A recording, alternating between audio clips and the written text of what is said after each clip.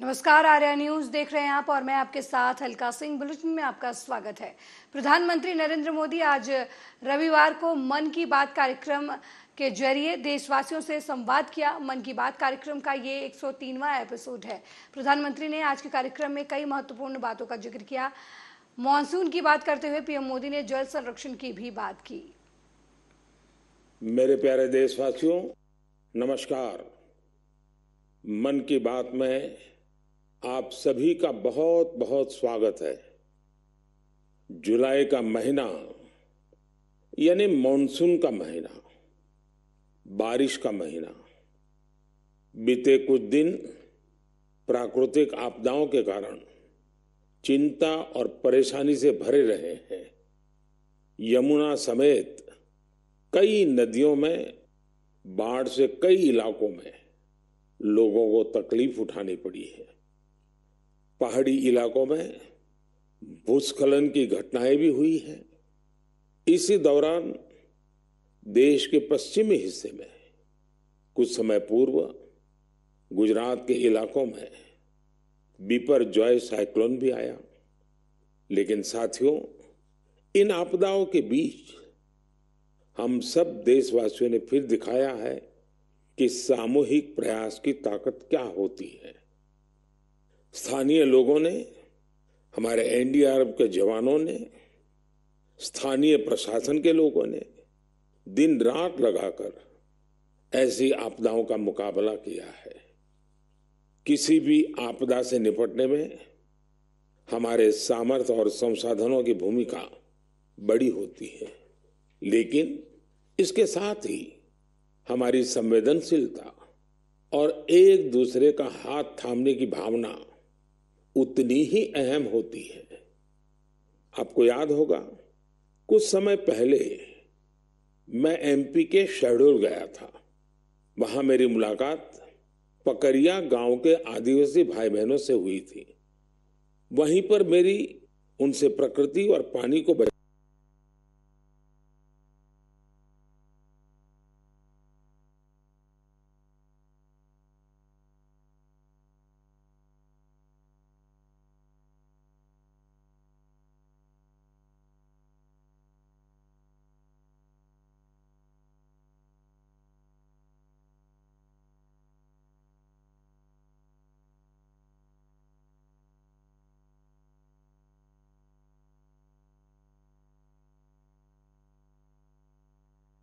शिवसेना सांसद संजय राउत ने जवाब देते हुए क्या कुछ कहा, आप भी सुनिए। 3 महीने से हिंसाचार चल रहा है। सर एक मिनट सर 200 से भी ज्यादा लोग अब तक उनकी हत्याएं हो चुकी हैं। मंत्रियों के, विधायकों के घर जलाए जा चुके हैं। महिलाओं की नेकेड परेड की जा रही है। महिलाओं की हत्या भर सड़क पर हो रही है और अब तक वहां ना प्रधानमंत्री गए हैं, ना प्रधानमंत्री ने उसके ऊपर कोई बात कही है। संसद हमें बार बार कहते हैं कि प्रधानमंत्री जी, मणिपुर देश का हिस्सा है। मणिपुर की जनता भी भारत की जनता है, भारत के नागरिक है। उनका आक्रोश सुनिए। अगर प्रधानमंत्री नहीं जाते हैं तो यह हमारा कर्तव्य बनता है विपक्ष का, all party delegation except BJP and NDA, India का डेलीगेशन वहां चला गया। तो उसमें शो ऑफ कैसा भाई? कल जाकर हमने उनसे, हमारे लोगों ने उनसे बातचीत की, उनका दर्द समझ लिया है। क्या इस देश की जनता का दर्द को समझ लेना और दर्द बांटना। 3 महीने से हिंसाचार चल रहा है। वहीं गोंडा में महाविद्यालय के समारोह में सांस्कृतिक कार्यक्रम के दौरान संत दिनेशाचार्य जी महाराज ने छात्रों का उत्साह बढ़ाया। इस कार्यक्रम में बीजेपी सांसद ब्रजभूषण सिंह भी मौजूद थे। बीजेपी सांसद के कहने पर संत दिनेशाचार्य महाराज ने गीत गाया। इस गीत पर सांसद ब्रजभूषण शरण भावुक हो गए और मंच पर ही रोने लगे। 24 में मोदी जी की सरकार आ रही है। कौन? अब आप यार ज्योतिषी हम थोड़े हैं, इतने बड़े भविष्य वक्ता थोड़े हैं कि 29, 32, 34 दिन आते जाए आपको। आज जो मैं देख रहा हूँ राहुल गांधी के इसके पहले भी बहुत बयान हैं और मैं राहुल गांधी के बयान को सीरियस नहीं लेता। ये देश का दुर्भाग्य है कि इतनी बड़ी पार्टी का नेता सीरियस होकर के बयान नहीं देता। अच्छा, इतने दिन बाद बड़ी घटना पर सीबीआई ने एफआईआर में दर्ज किया। ये हमारा काम नहीं है, ये हमारा काम नहीं। मैं हर विषय पर नहीं बोल सकते। जो उनके 20 सांसद वहाँ पर गए हैं, मौके की स्थिति जाना चाहिए। इंडिया के 20 सांसद वहाँ गए, जाना चाहिए। ये विपक्ष का अधिकार है। अब आप मुझको जानबूझ के फंसाना चाहते हैं तो अखिलेश जी से पूछिए। उनके पास हर प्रकार के चेहरे हैं, अनुभवी हैं। उन चेहरों पर सबसे बड़ा चेहरा, जो भारी चेहरा, उसका नाम मोदी है। तो मतलब अविश्वास प्रस्ताव नहीं आ पाएगा? अविश्वास प्रस्ताव में ऐसे धोए जाएंगे। सुनिएगा मोदी।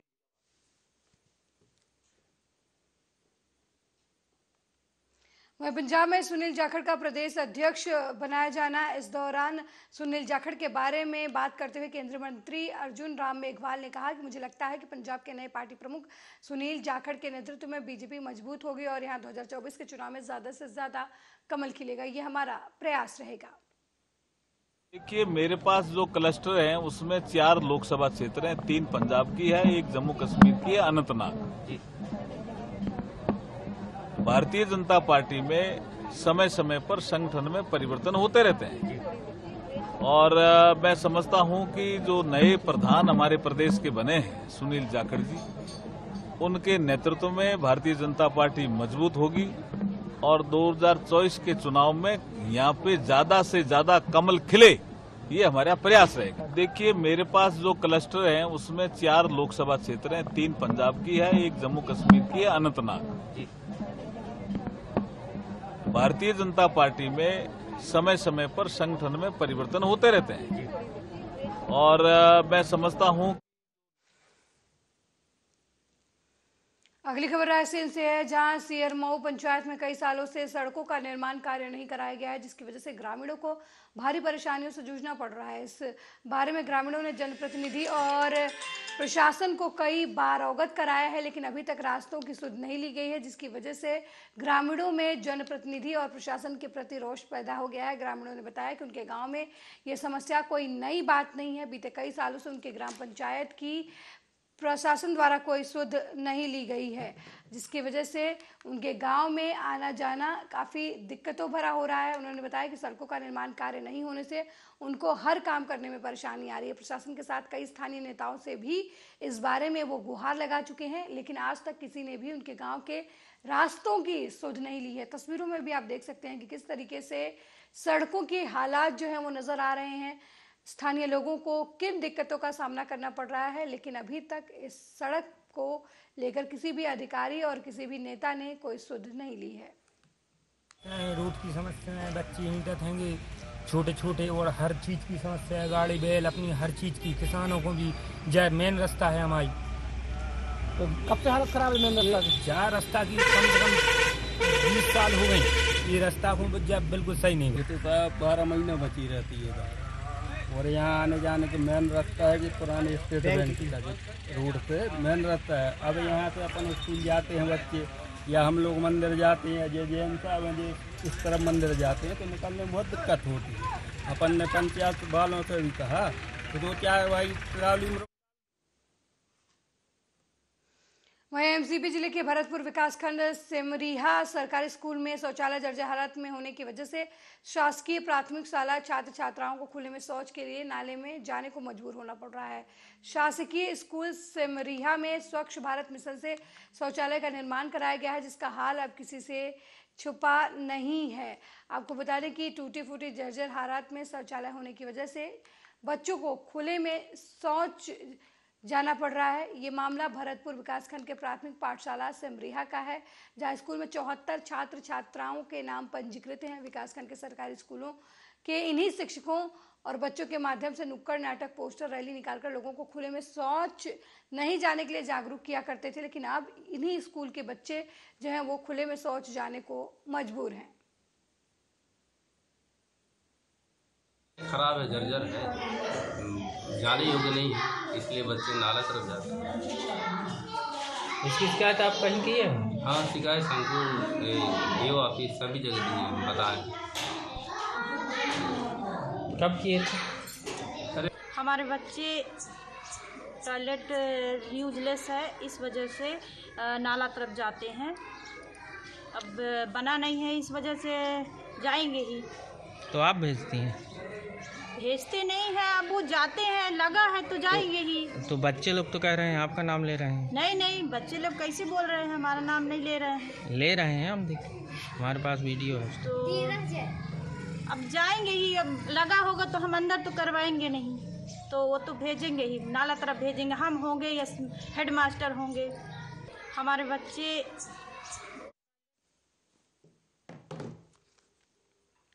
वहीं शिवपुरी जिले के खनियाधाना तहसील में स्थित सीएम राइज स्कूल के आउटसोर्स कर्मचारियों ने सीएम राइज स्कूल के प्रिंसिपल टेक जैन पर मानसिक और शारीरिक प्रताड़ना का आरोप लगाया है। आउटसोर्स कर्मचारियों का कहना है कि उन्हें सौंपे गए नियत काम के अलावा दूसरे काम भी कराए जाते हैं। अब इसका विरोध किया जाता है तो सीएम राइज के प्रिंसिपल की तरफ से उन्हें नोटिस देकर नौकरी से हटाए जाने की धमकी दी जाती है। इसकी शिकायत आउटसोर्स कंपनी के अधिकारियों से कर चुके हैं, लेकिन कोई सुनवाई नहीं हुई है, जिसके चलते लगातार सभी आउटसोर्स कर्मचारियों को मानसिक परेशानियों के दौरान गुजरना पड़ रहा है। मैं यहाँ पे सर हाउस कीपिंग पे हूँ, और जब टीचर बुलाता है तो हमारे का सफाई कर्मी के नाम से बुलाता है सर। और सर हमारा काम है सर पोंछा लगाना, झाड़ू लगाना, ऑफिस साफ़ करना, क्लास साफ़ करना और बाथरूम साफ़ करना। बट सर हमारे लिए है ना क्या है कि कहीं कहते हैं गड्ढे खोद दो, कहीं कहते हैं इधर पे ये वो तो ठीक है सर कि हम गड्ढे खोद देते हैं, लेकिन सर ये कहते हैं पुताई कर दो। सर पुताई करवाई जाती है हमसे सर। और सर हम सर जब पेंट सामान लेने जाते हैं तो सर ये हमसे ही हमारी गाड़ी चलवाते हैं। 9,000 सर हमें रुपये मिलते हैं, बट सर कोई भी पेट्रोल नहीं मिलता है। साहब को लेने भी जाते हैं सर, हम गाड़ी से लेने जाते हैं, डाके भी हम लगाते हैं सर अपनी गाड़ी का पेट्रोल जला के। इनसे अगर गाड़ी मांगते हैं तो कहते हैं तुम नौकरी कर रहे हो, पैदल जाओ। तो शाम कहते हैं पैदल जा रहे हो। तो आप एक दीवार तोड़ रहे थे, क्या है ये? सर दीवार सर इनने सर हमसे कल कहा कि आप ये दीवार तोड़ दो, तो हमने कहा ठीक है सर तोड़ देंगे। अब जैसे आज कह रहे हैं सर कि इसको आपको बनाना भी है और बिल्कुल चिकनी करके देना है। मैं सिक्योरिटी गार्ड हूँ। आप सिक्योरिटी गार्ड हो के आप अभी दीवार वगैरह तोड़ रहे थे और ये गुम्मे वगैरह रख रहे थे, क्या सर मुझसे ज़बरदस्ती काम कराया जाता है। नहीं कहते हैं आप स्कूल से हट जाओ, नोटिस निकाल देते हैं और हटाने की धमकी देते हैं। और मैंने एक बार मोटर डाली थी सर, खुद पाइप निकाला था मैंने बोर मोटर का, और मोटर डलवाई, मैं बीमार हो गया, मुझे कोई छुट्टी नहीं दी गई, मेरी दूसरे दिन एब्सेंट लगा दी। और साहब मुझे ज़बरदस्ती कहते हैं मुझे बस स्टैंड से लेना आने पड़ेगा, और बस स्टैंड पिछोर से मुझे लेने जाना पड़ता है अपनी गाड़ी से, पेट्रोल बार के 1 रुपये नहीं देते हैं, और लेने नहीं जाता हूँ तो मुझे हटाने की धमकी देते हैं। आपको कितना सैलरी कितनी मिलती है? सर मुझे 9,700 रुपये मिलते हैं। 9,700। तो गार्ड के अलावा आपसे ये भी काम कराया जाता है? हाँ कराए जाते हैं सर, घर का भी और झाड़ू पोछा भी कराया जाता है। उनका काम है, सफाई कर्मचारी है, और ये हमसे ओवर भी काम लेते हैं, अनाप शनाप बोलते भी हैं, गलत भी बोलते हैं, काम का भी बोलते हैं कि ये करो काम नहीं, नोटिस निकालेंगे। बोलते हैं। हाँ, कोई बाई करेगा तो कोई तू करेगा, कोई तय करेगा, ऐसे बात करते हैं। मैंने अभी आके देखा आप ये गुम्मे वगैरह उठा के रखते हैं। हाँ गुम्मे भी रखते हैं, और थोड़ा बहुत लेट हो जाते हैं तो हम लोगों की एब्सेंट भी लग जाती है, बच्चे भी देखने पड़ते, घर भी देखना पड़ता परिवार में। ऐसे थोड़ी कहें कि ऐसे टीचरों जैसे हैं कि यहीं पे आके बैठ जाए पूरे दिन। वहीं नागदा तहसील के गांव कलसी में MPEB बिजली विभाग की बड़ी लापरवाही देखने को मिली है। गांव में तेज बारिश और हवाओं से बिजली के खंभों पर लगे तार नीचे लटक गए, जिसकी शिकायत गांव वालों ने पिछले कई दिनों से MPEB बिजली को की है, लेकिन बार बार इसके बावजूद विभाग की ओर से कोई कार्रवाई नहीं की जा रही है, जिसका नतीजा ये हुआ कि झूल रहे तारों की चपेट में आने से एक भैंस की मौत हो गई है। जबकि संवाददाता गांव पहुंचे तब गांव वालों ने बताया कि गांव की समस्या को कई बार अधिकारियों से अवगत कराया गया है, लेकिन उनके गांव में किसी भी समस्या का निराकरण जो है वो ना तो सरपंच और ना ही सचिवों द्वारा किया जाता है। विकास कार्य भी नहीं किया गया है। गांव की बारिश के दिनों में सड़कों से निकलना मुश्किल हो गया है। ना तो गांव में पानी की निकासी के लिए नाली है, ना ही सड़क, जिससे गांव वालों को गांव में रहने में दिक्कतों का सामना आ रहा है। वोटे डालने आते थे, हमने जुगाड़ घर पे करके लगाया। हाँ, तो ये कब से हो रहा है? ये भी उसी दिन से। अच्छा, 2-2.5 महीने हो गए, आंधी आई जब से हो रहा है। ये तो 5-10 साल हो गए इन वायर को, तो हम ठीक करते हैं। और ये लगी बता रही ये तांत्रा हमने बंजन के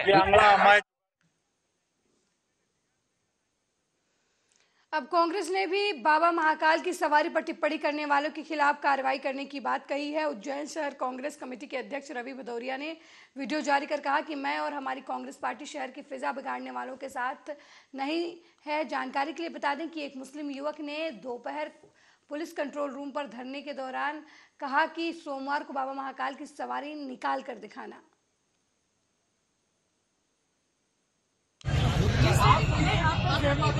अगर ऐसा किसने बोला उसको आगे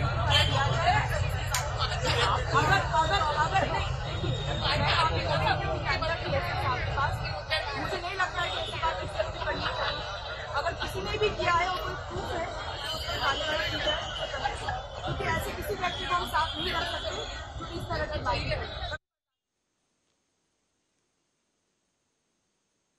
वहीं सब डिवीजन तलवंडी साबो के गांव सेखों में रात के समय बड़ी गिनती में अज्ञात व्यक्तियों ने एक घर में दाखिल होकर एक महिला और उसकी बेटी को गंभीर रूप से जख्मी कर दिया। मामला सामने आया है। पीड़ितों को इलाज के लिए बठिंडा के सिविल अस्पताल में भर्ती कराया गया है।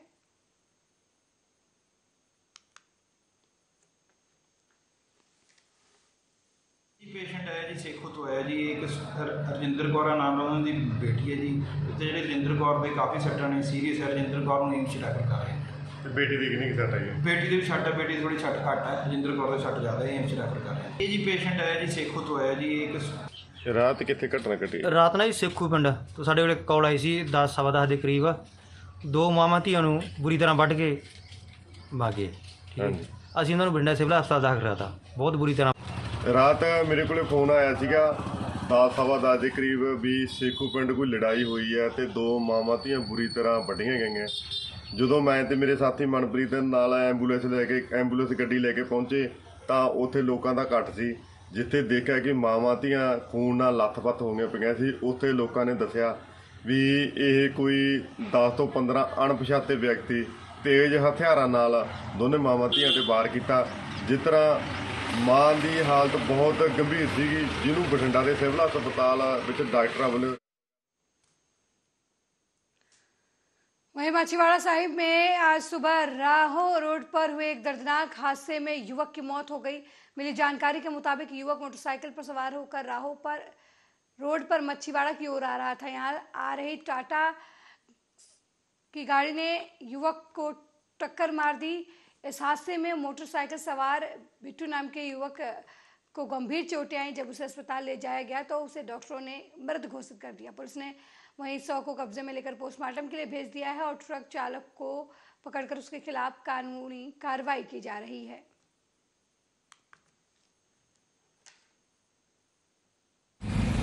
ਇਹ ਜੀ ਸਾਨੂੰ ਇੱਕ ਰੁਕਾ ਮਸੂਲ ਹੋਇਆ ਸੀ ਸਵੇਰੇ ਮੁੰਸ਼ੀ ਨੂੰ ਹਸਪੀਟਲ ਮਾਛੀਵਾੜਾ ਸਾਹਿਬ ਤੋਂ। ਉਹ 'ਚੋਂ ਦੱਸਿਆ ਸੀ ਵੀ ਇੱਕ ਉੱਥੇ ਕੋਈ ਐਕਸੀਡੈਂਟ ਹੋ ਗਿਆ ਰਾਹੋਂ ਰੋਡ ਤੇ ਲੱਖੋਵਾਲ ਕਲਾਂ ਦੇ ਨੇੜੇ ਇੱਕ ਪੰਪ ਹੈ ਭਾਰਤੀ ਪੈਟਰੋਲ ਪੰਪ। ਇੱਕ ਕੈਂਟਰ ਗੱਡੀ ਨਾਲ ਇੱਕ ਮੋਟਰਸਾਈਕਲ ਦੀ ਹੋ ਗਈ ਹੈ ਮੋਟਰ ਗੱਡੀ ਵਾਲੇ ਦੇ ਵਿੱਚ ਤੇ ਉਸ ਕਾਰਨ ਉਹ ਗੱਡੀ ਵਾਲਾ ਜਿਹੜਾ ਤੇਜ਼ ਰਫ਼ਤਾਰੀ ਸੀ ਚੱਲ ਰਿਹਾ ਸੀ ਤੇ ਉਹ ਮੋਟਰਸਾਈਕਲ ਦੀ ਫੇਟ ਮਾਰੀ ਉਹਨੇ ਮੋਟਰਸਾਈਕਲ ਨੂੰ। ਉਹਦੇ ਨਾਲ ਬਿੱਟੂ ਸਨ ਆਫ ਡਬਲਿਊ ਵਾਸੀ ਬਲੀ ਬੇਗ ਦੀ ਮੌਤ ਹੋ ਗਈ ਹੈ ਜਿਸ ਦੀ ਉਮਰ 20 ਸਾਲ ਸੀ। ਤੇ ਕੀ ਕਾਰਵਾਈ ਕੀਤੀ ਗਈ? ਇਹ ਤਾਂ ਮੁਕੱਦਮਾ ਨੰਬਰ ਦਰਜ ਕਰਤਾ 149 ਨੰਬਰ ਮੁਕੱਦਮਾ ਜੀ। ਅੱਜ ਦੀ ਤਰੀਕ ਹੈ ਤੇ ਅੰਡਰ ਸੈਕਸ਼ਨ 304 ਹੈ 279 ਤੇ 427 ਆਈਪੀਸੀ। ਜਿਹਦੀ ਡੈਥ ਹੋਈ ਆ ਉਹ ਤੁਹਾਡੇ ਕੀ ਲੱਗਦੇ ਨੇ? ਮੁੰਡਾ। ਤੇ ਕਿੰਨੀ ਕੁ ਉਮਰ ਆ ਉਹਦੀ? 18। ਨਾਮ ਕੀ ਆ? ਨਾਮ ਉਹਦਾ ਬਿੱਟੂ। ਕਿੱਥੇ ਹੋਈ ਹੈ ਡੈਥ ਉਹਦੀ? ਇਹ ਆਪਣੇ ਲੱਖੋਵਾਲ ਦੇ ਪੈਟਰੋਲ ਪੰਪ ਦੇ ਕੋਲ। ਕਿਸ ਤਰ੍ਹਾਂ ਹੋਈ ਆ? ਇਹ ਉਹਨਾਂ ਨੇ ਗੱਡੀ ਚੱਕ ਲਿਆ ਉਹਨਾਂ ਨੇ। ਹੁਣ ਕਿਹੜੀ ਗੱਡੀ ਸੀ? ਕੋਈ ਬੜੀ ਗੱਡੀ ਨੇ ਮਾਰੇ? ਬੜੀ ਗੱਡੀ। ਗਲਤੀ ਕਿਹਦੀ ਆ ਉੱਥੇ? ਗੱਡੀ ਗਲਤੀ ਆ ਗੱਡੀ ਵਾਲੇ ਦੀ। वहीं माछीवाड़ा साहिब में कुछ लोगों ने एक ट्रैवल एजेंट की कोठी घेर ली। इस एजेंट और उसकी पत्नी पर लोगों को कनाडा भेजने के नाम पर लाखों रुपए ठगने का आरोप है। पैसा वापस करने की मांग को लेकर पीड़ितों ने एजेंट की कोठी के बाहर धरना दिया, जिसके चलते ट्रैवल एजेंट और इन लोगों में काफ़ी बहसबाजी भी हुई। माहौल तनावपूर्ण हुआ तो पुलिस भी मौके पर पहुंची और किसी तरीके से मामला संभाला गया। वहीं वहां पर मौजूद पीड़ितों का कहना है कि उनकी सुनवाई पुलिस की तरफ से भी नहीं की जा रही है, जिसकी वजह से उन्हें मजबूरन धरना प्रदर्शन करना पड़ रहा है। ਸਾਡਾ ਜੀ ਅਸੀਂ ਇਹਨਾਂ ਕੋਲੋਂ ਫਾਈਲ ਲਾਈ ਸੀ। ਕਿੱਥੋਂ ਦੀ? ਕਿੱਥੇ ਜਾਣ ਦੀ? ਕੈਨੇਡਾ ਵਾਸਤੇ ਫਾਈਲ ਲਾਈ ਸੀ। ਹਾਂ 30 ਜੂਨ ਨੂੰ ਅਸੀਂ ਇਹਨਾਂ ਨੂੰ ਪੈਸੇ ਦੇ ਚੁੱਕੇ ਹਾਂ। ਸਾਲ ਹੋ ਗਿਆ ਇਸ ਨੂੰ। ਸਾਨੂੰ ਸਾਰਾ ਕੁਝ ਇਹਨਾਂ ਨੇ ਰਿਕਾਰਡਿੰਗਾਂ ਸਾਡੇ ਕੋਲ ਪਈਆਂ ਨੇ ਫੋਨ ਤੇ ਵੀ। ਸਾਨੂੰ ਇਹਨਾਂ ਨੇ ਫੋਨ ਕਰਕੇ ਕਿਹਾ ਕਿ ਤੁਹਾਡੀ ਸਟੈਂਪਿੰਗ ਹੋ ਚੁੱਕੀ ਆ, ਜਦ ਕਿ ਇੱਕ ਫਾਈਲ ਲੱਗੀ ਨਹੀਂ। ਸਾਤੋਂ ਇਹ 4,80,000 ਰੁਪਇਆ ਹੁਣ ਤੱਕ ਲੈ ਚੁੱਕੇ ਨੇ। ਫਿਰ ਸਾਨੂੰ ਕਹਿੰਦੇ ਤੁਹਾਡੀ ਬਾਇਓਮੈਟ੍ਰਿਕ ਦੀਆਂ ਤਰੀਕਾਂ ਦੇ ਚੁੱਕੇ ਨੇ, ਡੰਮੀ ਟਿਕਟਾਂ ਸਾਨੂੰ ਦੇ ਚੁੱਕੇ ਨੇ। ਫਿਰ ਹੁਣ ਸਾਨੂੰ ਧਮਕੀਆਂ ਦਿੰਦੇ ਨੇ ਜਾਂ ਸਾਡਾ ਕੋਈ ਕੰਮ ਨਹੀਂ ਹੋਇਆ ਇਸ ਕਿ ਸਾਡੇ ਪੈਸੇ ਵਾਪਸ ਕਰ ਦਿਓ, ਆਪਣਾ ਕੋਈ ਰੌਲਾ ਨਹੀਂ ਹੈਗਾ, ਤੁਸੀਂ ਸਾਨੂੰ ਪੈਸੇ ਦੇ ਦਿਓ ਭਾਈ, ਨਹੀਂ ਕੰਮ ਹੋ ਰਿਹਾ। ਇਹ ਸਾਨੂੰ ਲਾਰੇ ਤੇ ਲਾਰੇ ਲਾਉਂਦੇ ਰਹੇ ਨੇ, ਨਾ ਸਾਡਾ ਕੰਮ ਹੋਇਆ ਹੁਣ ਤੱਕ। ਹੁਣ ਜਦ ਅਸੀਂ ਇਹਨਾਂ ਤੋਂ ਪੈਸੇ ਮੰਗਦੇ ਹੁਣ ਸਾਨੂੰ ਇਹ ਧਮਕੀਆਂ ਦਿੰਦੇ ਨੇ। ਹੁਣ ਉਹਨੇ ਆਪਣੇ ਸੱਸ ਸਹੁਰਾ ਬੁਲਾਏ ਹੋਏ ਨੇ, ਉਹ ਵੀ ਧਮਕੀਆਂ ਦਿੰਦੇ ਨੇ, ਕਹਿੰਦੇ ਹੁਣ ਸਾਥੋਂ ਤੁਸੀਂ ਪੈਸੇ ਲੈ ਕੇ ਦਿਖਾਓ, ਅਸੀਂ ਦੇਣੇ ਨਹੀਂ ਹੈਗੇ ਪੈਸੇ। ਮਾਰ ਕਰਾਇਆ ਐਸਐਸਪੀ ਖੰਨਾ ਤੋਂ ਬਾਅਦ ਅਸੀਂ ਉਹਨੇ ਥਾਣਾ ਮਲੌਦ ਨੂੰ ਮਾਰ ਕੀਤਾ। ਥਾਣਾ ਮਲੌਦ ਦੇ ਵਿੱਚ ਐਸਆਈ ਜਗਜੀਤ ਸਿੰਘ ਨੂੰ ਮਾਰ ਕੀਤਾ ਗਿਆ, ਜੋ ਕਿ ਐਸਆਈ ਜਗਜੀਤ ਸਿੰਘ ਇਹਨਾਂ ਦੇ ਨਾਲ ਮਿਲ ਕੇ ਉਹ ਬਿਲਕੁਲ ਮਤਲਬ ਬਾਈ ਤਾਈ ਨਹੀਂ ਦੇ ਰਿਹਾ, ਕਦੇ ਕਹਿ ਰਿਹਾ ਅੱਜ ਬੁਲਾ ਰਿਹਾ, ਕਦੇ ਕਹਿ ਰਿਹਾ ਕੱਲ ਬੁਲਾ ਰਿਹਾ। ਉਹ ਕੋਈ ਕਾਰਵਾਈ ਕਰਨ ਤੇ ਨਹੀਂ ਆ। ਅਸੀਂ ਹੁਣ ਥਾਣੇ ਦਾ ਵੀ ਘਿਰਾਓ ਕਰਾਂਗੇ, ਇੱਥੇ ਐਸਐਸਪੀ ਖੰਨਾ ਦਾ ਵੀ ਘਿਰਾਓ ਕਰਾਂਗੇ, ਕਿਉਂਕਿ ਸਾਡੀ ਕਾਰਵਾਈ ਤੇ ਕੋਈ ਨਹੀਂ। ਮੇਰੇ ਕੋਲੇ ਰਿਟਨ ਦੇ ਵਿੱਚ ਕੰਪਲੇਨ ਆ, ਸਾਰਾ ਕੁਝ ਕੰਪਲੇਨ ਵਿੱਚ ਮੈਂਸ਼ਨ ਆ। ਇਹਨਾਂ ਨੇ ਕਿਵੇਂ ਠੱਗੇ, ਸਾਨੂੰ ਵਾਰ-ਵਾਰ ਚੈੱਕ ਦੇਈ ਜਾਂਦੇ ਨੇ, ਚੈੱਕ ਬਾਉਂਸ ਹੋ ਕੇ ਸਾਡੇ ਕੋਲੇ ਨੇ। ਅਸੀਂ ਚੈੱਕ ਦੀ ਕਾਰਵਾਈ ਜਾਂ ਕਰਦੇ ਹਾਂ ਉੱਥੇ ਬੈਂਕ ਦੇ ਵਿੱਚ, ਇਹਨਾਂ ਨੂੰ ਉਹ ਚੈੱਕ ਬਾਉਂਸ ਦਾ ਵੀ ਕੋਈ ਡਰ ਨਹੀਂ ਹੈਗਾ। ਨਹੀਂ ਤੁਸੀਂ ਕਿਹੜੀ ਕੰਟਰੀ ਦਾ ਵੀਜ਼ਾ ਲਵਾਇਆ ਸੀ? ਕਿੰਨੇ ਪੈਸੇ ਦਿੱਤੇ ਸੀ? ਕੈਨੇਡਾ ਤੁਸੀਂ ਨਾਲ ਹੀ ਉਹਨਾਂ ਦੇ? ਹਾਂਜੀ ਕੈਨੇਡਾ ਦਾ ਹੀ ਲਾਇਆ ਸੀਗਾ। ਐਸਆਈ ਜਗਜੀਤ ਸਿੰਘ ਉਹ ਵੀ ਕੋਈ ਇਹਨਾਂ ਤੇ ਕਾਰਵਾਈ ਨਹੀਂ ਕਰ ਰਿਹਾ, ਕਿਉਂਕਿ ਇਹ ਉਹਨਾਂ ਨਾਲ ਮਿਲੇ ਹੋਏ ਨੇ। ਕੈਨੇਡਾ ਦੀ ਫਾਈਲ ਆਈ ਸੀ ਇਹਨਾਂ ਕੋਲ ਜੀ। ਅੱਛਾ 8-9 ਮਹੀਨੇ ਹੋ ਗਏ ਜੀ। ਕੌਣ ਕਿਹਨਾਂ ਕੋਲ ਫਾਈਲ ਆਈ ਸੀ? ਕੌਣ ਇਹਨਾਂ ਕੋਲ ਇਮੀਗ੍ਰੇਸ਼ਨ ਕੰਪਨੀ ਆ, ਕੋਈ ਦਫ਼ਤਰ ਕੀ ਇਹਨਾਂ ਦਾ? ਕਿਨੇ ਸੁਜੈਸਟ ਕੀਤਾ ਸੀਗਾ ਜੀ ਇਹਨਾਂ ਕੋਲ ਕਿ ਬਾਅਦ ਬੰਦੇ ਭੇਜ ਦਿਆ ਜੀ। ਸਤਵਿੰਦਰ ਕੌਰ ਜੀ ਤੇ ਕਮਲ ਗਰੇਵਾਲ ਦੀ ਵਾਈਫ ਹੈ ਜੀ। ਇਹ ਗਰੇਵਾਲ ਇਮੀਗ੍ਰੇਸ਼ਨ ਦੇ ਨਾਮ ਤੇ ਕੰਮ ਕਰ ਰਹੇ ਜੀ, ਕਦੇ ਔਜਲਾ ਇਮੀਗ੍ਰੇਸ਼ਨ ਕਹਿ ਦਿੰਦੇ ਆ ਜੀ। ਇਹਨਾਂ ਨੇ ਸਾਨੂੰ ਝਾਂਸੇ ਜੀ ਬੜੇ तरीके ਜਿਹੇ ਨਾਲ ਲਿਆ। ਪਹਿਲਾਂ वहीं अखिल भारतीय कुशवाहा महासभा की प्रदेश इकाई की तरफ से महाकुंभ का आयोजन 31 तारीख सोमवार को भोपाल में किया जा रहा है, जिसमें मुख्य अतिथि के रूप में प्रदेश के मुखिया शिवराज सिंह चौहान शामिल होंगे। इस कार्यक्रम को लेकर और इस कार्यक्रम की भूमिका को लेकर प्रेस क्लब विदिशा में प्रेस वार्ता का आयोजन किया गया, जिसमें कुशवाहा महासभा के प्रदेश अध्यक्ष नारायण सिंह कुशवाहा, जिला अध्यक्ष बाबूलाल कुशवाहा और युवा कुशवाहा महासभा के अध्यक्ष सिद्धि कुशवाहा सहित तमाम पदाधिकारी मौजूद रहे। भोपाल में 31 जुलाई को प्रातः 11 बजे से अखिल भारतीय कुशवाहा महासभा के तत्वाधान में कुशवाहा महाकुंभ का आयोजन किया जा रहा है। अभी जैसे बातचीत में एक बात आई थी कि राजनीतिक हिस्सेदारी, तो क्या है यहाँ सिर्फ बीजेपी से आप कुशवाहा महासभा के लोग सीट मांग रहे हैं या अन्य पार्टियों से भी मांग रहे हैं, और हाँ तो कितनी कितनी सीटों का आप मांग कर रहे हैं? अन्य पार्टियों से भी मांग रहे हैं, प्रमुख भारतीय जनता पार्टी और कांग्रेस से हम लोग मांग कर रहे हैं। 10 से लेकर 15 के बीच में मध्य प्रदेश में कुशवाहा समाज का प्रतिनिधित्व होना चाहिए। मध्य प्रदेश पिछले 25 वर्षों से कुशवाहा समाज की हम निरंतर महासभा की बैनर के माध्यम से सेवा कर रहे हैं।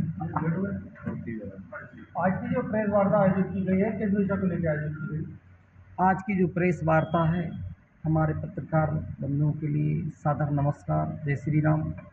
आज हमारे प्रेस वार्ता जो कुशवाहा महासभा द्वारा यहाँ पे जो की जा रही है भोपाल की नगरी में, और हमारे मध्य प्रदेश की कुशवाहा महासभा के तत्वाधान में ये बहुत बड़ा आयोजन किया जा रहा है महाकुंभ 31 जुलाई को। और इसमें हमारे मध्य प्रदेश के कोने कोने से कुशवाहा समाज के जाबाज सिपाही और हमारे संगठन के कार्यकर्ता।